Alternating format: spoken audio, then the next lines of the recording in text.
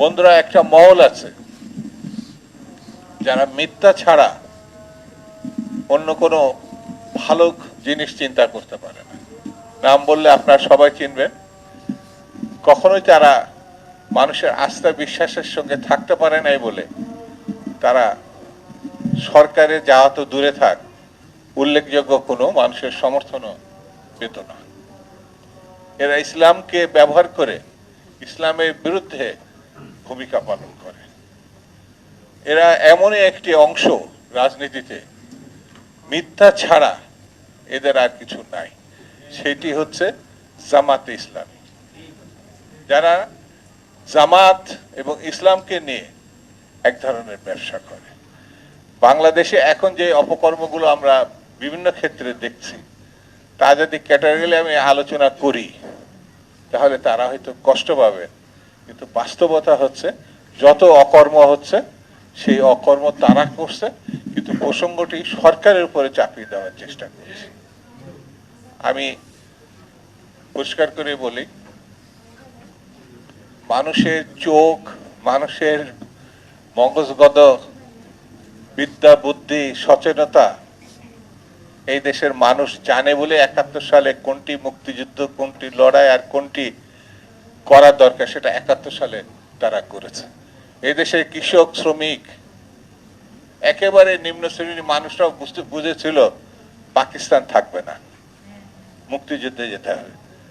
কিন্তু একটা গোষ্ঠী পাকিস্তান রক্ষা করার জন্য ব্যতিব্যস্ত হয়েছিল এবং এদেশের নারী নির্যাতন এবং মুক্তিযোদ্ধাদের সবথেকে বেশি খুন এবং হত্যা করেছে যে শক্তিটি, সেটা জামাতে ইসলাম।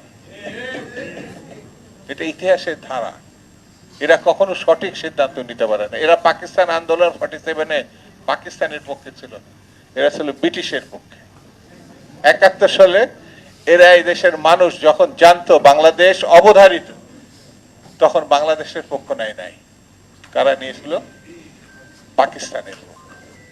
এরা যখন মুখোশ পরে এই দেশের ভালো কথা বলতে তারা তাদের উৎকর্ষতা তুলে ধরার চেষ্টা করে, তখন আমাদেরকে হুঁশিয়ার হতে হবে।